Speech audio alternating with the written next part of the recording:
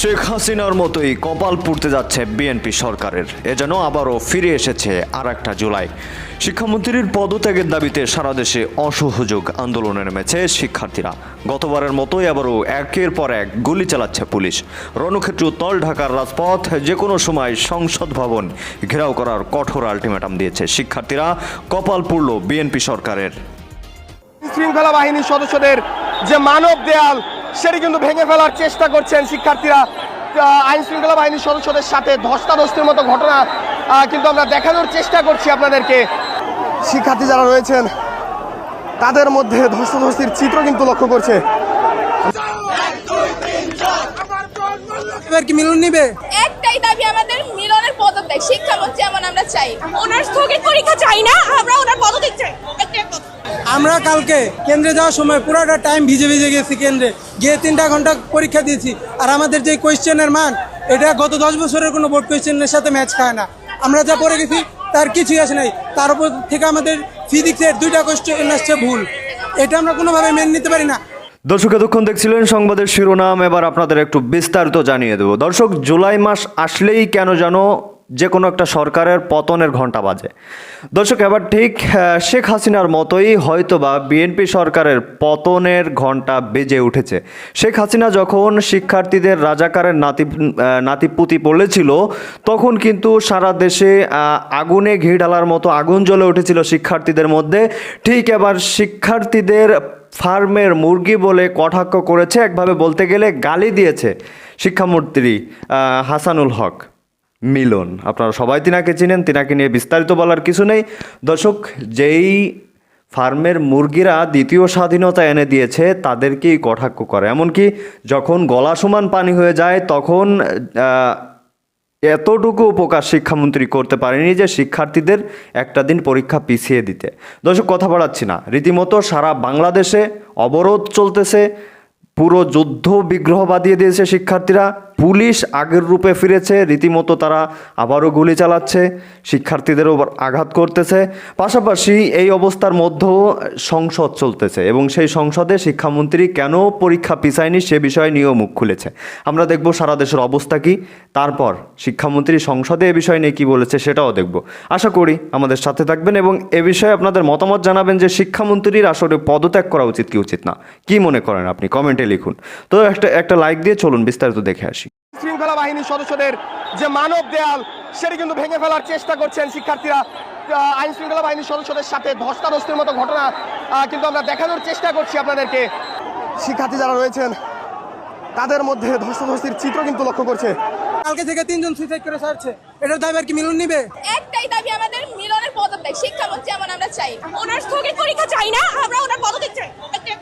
আমরা কালকে কেন্দ্রে যাওয়ার সময় পুরোটা টাইম ভিজে ভিজে গেছি, কেন্দ্রে গিয়ে 3 ঘন্টা পরীক্ষা দিয়েছি। আর আমাদের যে কোয়েশ্চেনের মান, এটা গত 10 বছরের কোনো বোর্ড কোয়েশ্চেনের সাথে ম্যাচ খায় না। আমরা যা পড়ে গেছি তার কিছুই আসে নাই। তার উপর থেকে আমাদের ফিজিক্সের 2টা কোয়েশ্চেন আসছে ভুল। এটা আমরা কোনোভাবে মেনে নিতে পারি না। আমাদের যে একটা পরীক্ষার জন্য আমরা যে সাফার করবো সারা জীবন আমাদের রেজাল্টের জন্য, এটার দায়ভার কে নিবে? কালকে থেকে 3 জন সুইসাইড করে সারছে, এটার দায়ভার কি মিলন নিবে? নিবে না তো। কালকে আমরা 3 ঘন্টা যে সাফার করছি হলের ভিতরে, আমাদের কোয়েশ্চেন ভুল আসছে, তারপরে কোনো কোয়েশ্চেনের মিল নেই। এটার জন্য কে দেয়? এটার জন্য অবশ্যই শিক্ষামন্ত্রী দেয়। আমরা যত দ্রুত সম্ভব চাই শিক্ষামন্ত্রী পদত্যাগ করুক, এটাই আমাদের দাবি। আমাদের দাবি হলো শিক্ষামন্ত্রীর পদত্যাগ চাই। আর আমাদের উপরে যে অত্যাচারগুলি করতেছে এটার প্রতি একটা ন্যায় বিচার চাই। আর উনি সম্মুখীন এসে একটা স্টেটমেন্ট দেখ যে উনি কি করতে চায়, এটার একটা স্টেটমেন্ট দেখ। কারণ উনি হয়তোবা ঢাকার উত্তরের মধ্যে মনে হয় বন্যা হইতেছে না, কিন্তু বাইরে তো অনেক বন্যা হইতেছে, হাঁটু সমান পানি, অন্য স্টুডেন্টদের অনেক কষ্ট হইতেছে। অনেকগুলি আমার জানা মতো আমার একটা পরিচিত লাশ হলো বন্যার পানিতে ভাইসা গেছে এক্সাম দিতে যায়। তো এইসব করলে তো স্টুডেন্টদের লাইফও নষ্ট হইতেছে, আবার পরীক্ষা এত হার্ড দিতেছে যে স্টুডেন্টরা কাঁদতে কাঁদতে বাইরে সুসাইড করে ফেলতেছে। তো পরীক্ষা দিয়ে লাভটা কি? একটাই দাবি আমাদের, মিলনের পদত্যাগ। শিক্ষামন্ত্রী এমন আমরা চাই না, কারণ ওনার কথার সাথে কোনো মিল নাই। উনি একটা বলে ওই অনুযায়ী উনি কোনো কিছু করে না। এর উপরে উনি যে শিক্ষা ব্যবস্থা, বিদেশি সিস্টেমে শিক্ষা ব্যবস্থা উন্নতি করবে, উনি কোনো শিক্ষা ব্যবস্থার উন্নতির বদলে আমাদের অবনতি করতেছে। কারণ উনি বলছে যে আমাদের এইদিকে বলে কোথাও শুধুমাত্র চট্টগ্রাম বন্যা হয়েছে, অন্য কোথাও জলশ্বাস নাই, অথচ আমাদের ঢাকা শহরের মধ্যে বিভিন্ন জায়গায় জলবদ্ধতা হয়ে গেছে, স্টুডেন্ট এক্সাম দিতে পারতেছে না। কিন্তু ওনার মধ্যে কেন্দ্র দিল আছে, কেন্দ্র দিয়ে কি করবে? কেন্দ্র তো ঠিক থাকবে কারণ কেন্দ্র উঁচু, কিন্তু ওনাদের কি স্টুডেন্টদেরকে আসতে হবে না? ওদের তো আসতেই পারতেছে না। আমাদের কোশ্চেনের প্যাটার্ন কোনো ঠিক নাই। আমরা 2024 2025 এ আমরা যা পড়ছি এটা থেকে কালকে সায়েন্সের ফিজিক্স কোশ্চেন কোনো কিছুই আসে নাই। ওনারা নতুন ক্যাটাগরিতে নতুন কারিকুলামে হচ্ছে কোশ্চেন করতেছেন, এগুলো তো আমাদের জন্য ফেয়ার না। আর দ্বিতীয় কথা হচ্ছে আমরা যে হাঁটু পর্যন্ত পানি ব্যয় করেছে আমরা পরীক্ষা দিতে চাই, এগুলা কি এগুলোর কোনো বিচার আছে? প্রত্যেকটা স্টুডেন্ট অবস্থা খারাপ, ভিজা ভিজা পরীক্ষা একটা এক্সাম হলে আমরা পরীক্ষায় কোনো রকম দুর্যোগ ঘটেনি, যে সকলেই বলল যে ওয়েদার ভালো হবে, সেই জন্য আমরা পরীক্ষা রেখেছি। সকালে ঘুম থেকে উঠেই দেখতে পেলাম কুমিল্লা সরকারি মহিলা কলেজের মাঠ পানিতে ভরে গিয়েছে। আমরা বারবার কথা বলেছে না স্যার, আমরা ঠিক মতোই নিচ্ছি, এবং আপনারা দেখতে পেয়েছেন যে বৃষ্টির পানি কোথায় কোথায় ছিল সেগুলো আমরা সকলেই লক্ষ্য করেছি। রুমিন ফারহানা, ব্রাহ্মণবাড়িয়া 2। মাননীয় স্পিকার, আপনাকে অসংখ্য ধন্যবাদ। মাননীয় স্পিকার, আপনার মাধ্যমে মাননীয় মন্ত্রী মহোদয়ের কাছে আমার প্রশ্ন, এইচএসসি পরীক্ষা চলছে এবং গত 3-4 দিন ধরে আবহাওয়ার যে অবস্থা ছিল, বৃষ্টি এবং পুরো শহর, শুধু তো ঢাকা না, ঢাকা চট্টগ্রাম সহ বড় বড় যে শহরগুলো, সেই শহরগুলো পানির নিচে তলিয়ে গিয়েছিল। আমাদের শিক্ষার্থীরা অনুরোধ করেছিল পরীক্ষাটি একটু পেছানোর জন্য, কিন্তু এই সিদ্ধান্ত নেওয়া হয় নাই, এবং যে কারণে আজকে আন্দোলন হচ্ছে, ঢাকায় আন্দোলন হচ্ছে। আমি মাননীয় মন্ত্রীর কাছে প্রশ্ন রাখছি, এইচএসসির মতো একটি অত্যন্ত গুরুত্বপূর্ণ পরীক্ষা যেটার উপর নির্ভর করে আগামীতে একটা ছেলে বা মেয়ের ভবিষ্যৎ কোন দিকে যাবে, সেরকম একটা পরীক্ষা, এবং ফিজিক্সের মতো কি বলবো, one of the most important subjects যেটা সায়েন্সের জন্য, মাননীয় মন্ত্রীকে দয়া করে বলবেন যে কি সমস্যা ছিল পরীক্ষাটি কিছুদিনের, 2 দিনের জন্য বা 1 দিনের জন্য পিছিয়ে দেওয়ার। ধন্যবাদ মাননীয় স্পিকার। ধন্যবাদ মাননীয় সদস্য। মাননীয় শিক্ষামন্ত্রী। মাননীয় স্পিকার, আপনার মাধ্যমে মাননীয় সংসদ সদস্যকে অশেষ ধন্যবাদ। পরীক্ষা আমরা নিয়ে থাকি সারা বাংলাদেশে। এসএসসি পরীক্ষায় প্রায় 2700 সেন্টার রয়েছে এবং 64টি জেলায় এই 2700টি সেন্টার একত্রে পরীক্ষা শুরু হয়। ইতিমধ্যে আপনারা শুনেছেন যে চট্টগ্রামে যখন এই ফ্লাড হলো, তখন আমরা একে একে প্রথম রাঙ্গামাটি, বান্দরবন, পরে আমরা খাগড়াছড়ি, এবং এরপরে আমরা চট্টগ্রাম পুরো বোর্ডের পরীক্ষা আমরা বন্ধ করে দিয়েছি। আমরা লক্ষ্য করেছিলাম বৃষ্টি হচ্ছিল এবং আমরা মনিটরিং করছিলাম। সেই সাথে মনিটরিংয়ের সময় আমরা 64টি জেলার এসপি এবং 8টি বিভাগীয় কমিশনার এবং প্রত্যেকটি বোর্ডের চেয়ারম্যান, ইউনো সকলের সাথে আমরা কথা বলেছি, এবং ওয়েদারম্যান আমরা ব্রডকাস্টিংয়ের জন্য তাদের সাথে কথা বলেছি। তারা বলল যে বৃষ্টি হবে না, সেই কথাটি তারা বলেছে। বিকেল 5টা পর্যন্ত আমরা বসে থেকে সিদ্ধান্ত নিলাম যে সকলেই বলল যে ওয়েদার ভালো হবে, সেই জন্য আমরা পরীক্ষা রেখেছি। সকালে ঘুম থেকে উঠেই দেখতে পেলাম কুমিল্লা সরকারি মহিলা কলেজের মাঠ পানিতে ভরে গিয়েছে। সাথে সাথে আমরা মেয়র সাহেবকে, ফায়ার ডিপার্টমেন্টকে, পুলিশকে, ডিসিকে বললাম যে এই পরীক্ষা কেন্দ্রে স্থানান্তরিত করার জন্য। তারা তখন সকলকে নৌকায় করে ওই স্কুলের 5তলা ভবন, সেখানে নিয়ে পরীক্ষা তারা নিয়েছে। আমরা সেটা দেখেছি তাদের দুর্ভোগ। তাছাড়া সারা বাংলাদেশে আমরা ডিসিদের সাথে কথা বলেছি এবং ইউনিয়নের সাথে, তারা বলেছে যে কোথাও পরীক্ষা কোনো রকম দুর্যোগ ঘটেনি, একটি শুধু কুমিল্লা মহিলা কলেজে ঘটেছে। এবং সেই সাথে ফিজিক্সের প্রশ্ন 6 এবং 7, এই 2টি প্রশ্ন ভুল হয়েছে। মাননীয় স্পিকার, আমরা দায়িত্ব পেয়েছি মাত্র 4 মাস। কোশ্চেন মডারেটর, আগের কোশ্চেন মডারেটর কোশ্চেন করেছিল। আপনি জানেন যে কোশ্চেন মডারেট করতে হলে এই প্রক্রিয়াটি 2 বছর আগে থেকে শুরু করতে হয়। আমরা এসে কোনো কোশ্চেন তৈরি করতে পারিনি। বিগত গভর্নমেন্টের যে মডারেটর ছিল তারাই কোশ্চেন করেছে। তবুও আমরা তাৎক্ষণিকভাবে ঘোষণা দিয়েছি যে ফিজিক্সের 6 এবং 7 2টি কোশ্চেন ভুল হয়েছে, সেটাকে আমরা ফুল ক্রেডিট দিয়ে দেব, সেটা আমরা বলেছি। এবং পরীক্ষা যথাযথ হচ্ছে কিনা সেইভাবে সাহায্য সহযোগিতা করার জন্য আমরা সকলকে প্রস্তুত রেখেছিলাম। আজকেও আমরা সারাদিন কথা বলেছি এবং প্রত্যেকটি আমাদের সাথে যারা স্টেক হোল্ডার রয়েছেন তারা বলেছে পরীক্ষা সুন্দর হয়েছে, সুস্থ হয়েছে। একটি জায়গায় শুধু কুমিল্লা সরকারি মহাবিদ্যালয় এই ঘটনাটি ঘটেছে এবং সেখানে পরীক্ষা সুন্দর হয়েছে। আমরা নির্দেশ দিয়েছি যে পরীক্ষা বিলম্বতে শুরু করার জন্য, এবং যে মেয়েটি কাপড় ভিজে গিয়েছিল বাড়ি থেকে কাপড় আনা হয়েছে, 1 ঘন্টা পরে পরীক্ষা নেওয়া হয়েছে এবং পরীক্ষার সময়সীমা বাড়িয়ে দেওয়া হয়েছে। আমি মাননীয় স্পিকার আপনার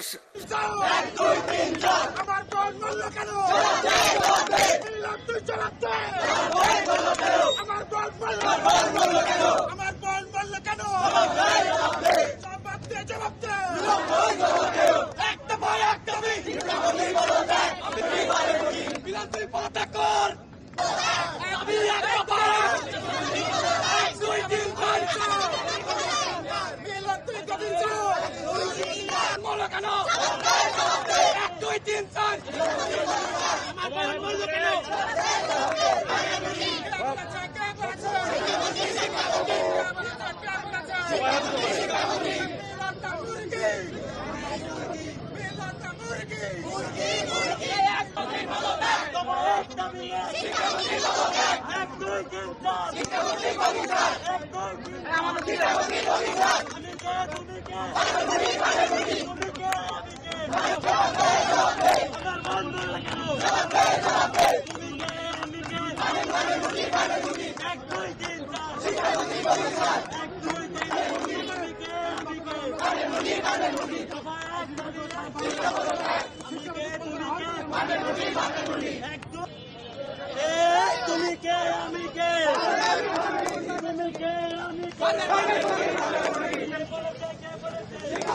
বাংলাদেশের ইতিহাসে এই প্রথম শিক্ষার্থীরা পরীক্ষার ভিতরে এসে আমাদের আন্দোলন করা লাগছে। কেন আন্দোলন করা লাগছে? বা আপনারা জানেন প্রত্যেকটা বাংলাদেশের চট্টগ্রাম সহ বিভিন্ন জেলায় ভারী বৃষ্টিপাত হচ্ছে। আর যশোরের কথা বলি, আমরা আইসিটি পরীক্ষা দিয়েছি বৃষ্টির ভিতরে। আমরা গতকালকে যশোরের ভিতরে নাকি 19,000 শিক্ষার্থী পরীক্ষা দিতে পারেনি। এরপরে আমাদের শিক্ষামন্ত্রী তিনি আছেন নকল নিয়ে, তার একবার টনক নড়ছে না শিক্ষার্থীরা কে পরীক্ষা দিয়ে যাচ্ছে। আপনারা যদি একটু সোশ্যাল মিডিয়া আপনারা যদি একটু অবজার্ভ করে দেখতে পাবেন, আপনারা শিক্ষার্থীরা নৌকায় করে শিক্ষার্থীরা যাইতে যাইতে রাস্তায় পড়ে যাচ্ছে পানিতে, তবুও শিক্ষামন্ত্রী তিনি নকল নিয়ে তার পরীক্ষা দিতে হবে। এটা কেমন অমানবিক একটা। এরপরে শিক্ষামন্ত্রী তিনি শুরু থেকে বলছেন নকল হবে না, অথচ তিনি ইনফ্রাস্ট্রাকচার বিন্দু পরিমাণ খেয়াল করছেন না। শিক্ষার্থীরা শিক্ষকদের সাথে রিলেট করতে পারতেছে না। একটা শিক্ষার্থী যিনি চুয়েট পাবলিক বিশ্ববিদ্যালয়ের ভাইয়ের কাছে যেভাবে তিনি সার্ভিস পাচ্ছে, রিলেট করতে পারতেছে।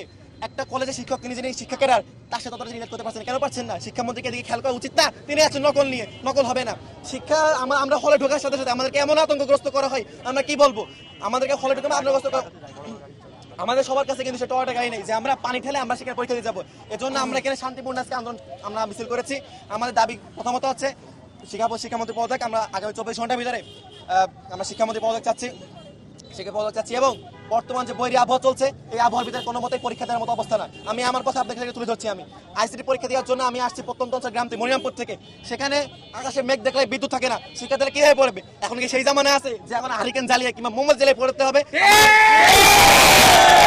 আমাদের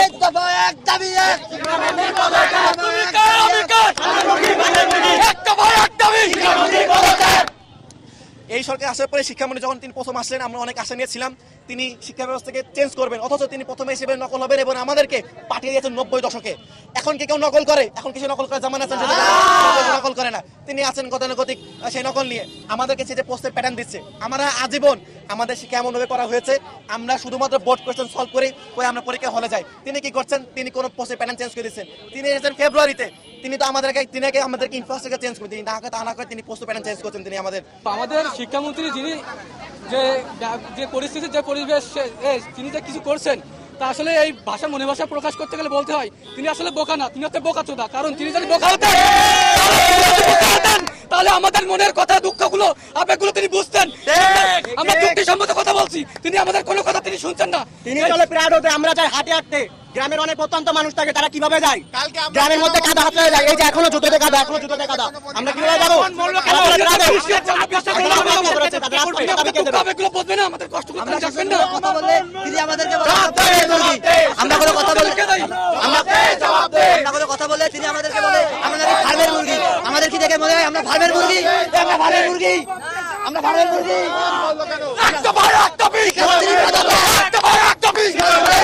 সে আমাদেরকে বলেছে যে আমরা ফার্মের মুরগি। তো 2 বছর আগে ঠিক জুলাই মাসে আমাদেরকে একজন বলেছিল রাজাকারের নাতিপুতিরা। তো রাজাকারের নাতিপুতি করার কারণে তার কি অবস্থা হচ্ছে সেটা আমরা নিজেরাই দেখেছি। তো সেগুলো কি শিক্ষামন্ত্রী দেখে না? এই যে আমাদের পাশের দেশ ইন্ডিয়াতেও শিক্ষামন্ত্রীদেরকে ককরোচ বলছিল শিক্ষার্থীদেরকে। তারপর তারা এখন কি করতেছে আপনারা সবাই দেখতেছেন, সবার সামনে মিডিয়া আছে, সবাই দেখতেছে। তো শিক্ষামন্ত্রী যদি আমাদেরকে এরকম মনে করে থাকে তাহলে খুব তাড়াতাড়ি তার পতন হবে বলে আমরা আশা করতেছি। যদি না হয় তাহলে আন্দোলনের কঠিনতম হবে। আর আমরা শিক্ষার্থীরা কোন পর্যন্ত যেতে পারি তা আপনারা সবাই ভালো মতো করে জানেন। ধন্যবাদ। অনেক জেলায় জলাবদ্ধতার কারণে স্টুডেন্টরা ঠিকভাবে পরীক্ষা দিতে যাইতে পারছে না। এমনকি কালকে প্রায় 19,000 স্টুডেন্ট পরীক্ষা দিতে পারেনি। এমন অবস্থাতেও শিক্ষামন্ত্রী তিনি কোনো রকমের পরীক্ষা বন্ধ করছে না, তিনি কোনো মানবিকতাও দেখাচ্ছে না। তিনি আমাদের এমনকি বলছে আমরা নাকি ফার্মের মুরগি। তো আমাদের এমনকি তিনি সেই প্রথম থেকেই, তিনি দায়িত্ব পাওয়ার প্রথম থেকেই তিনি বলছেন যে নকল আর হবে না। তো এখন যে এই যুগে এসেও কেউ নকল করে না, এটা ওনার বোঝা উচিত। উনি নকলের দিকে বাদ দিয়ে ওনার উচিত আমাদের শিক্ষা ব্যবস্থা উন্নত করা, তারপর পরীক্ষার দিকে জোর দেওয়া। কিন্তু উনি শিক্ষা ব্যবস্থার কোনো উন্নতি না করে উনি শুরু করছে সবসময় পরীক্ষা। মূলত আমাদের যেটা হয়েছে এসএসসি 26 ব্যাচের, আপনারা দেখতে পাচ্ছেন সারা দেশব্যাপী যে বন্যা। হ্যালো, তো দর্শক দেখছিলেন খুব গুরুত্বপূর্ণ প্রতিবেদন। এতক্ষণ আশা করি আমাদের সাথে ছিলেন এবং দেখছিলেন। দর্শক এখন এ বিষয়ে আপনাদের মতামত কী হবে একটু কমেন্টের মাধ্যমে জানান। আর হ্যাঁ, পরবর্তীতে এর থেকেও কয়েকশো গুণ বেশি গুরুত্বপূর্ণ নিউজ আসতে চলেছে, যেটা এই নিউজে দেখানো উচিত ছিল, সময়ের কারণে দেখাতে পারিনি। তো সেটা দেখার জন্য অবশ্যই চ্যানেলটি সাবস্ক্রাইব করবেন আর পাশে রাখা বেল আইকনটি অল করে দিবেন। তো দর্শক, ভালো থাকুন, সুস্থ থাকুন, দেখা হচ্ছে খুব দ্রুত। আল্লাহ হাফেজ।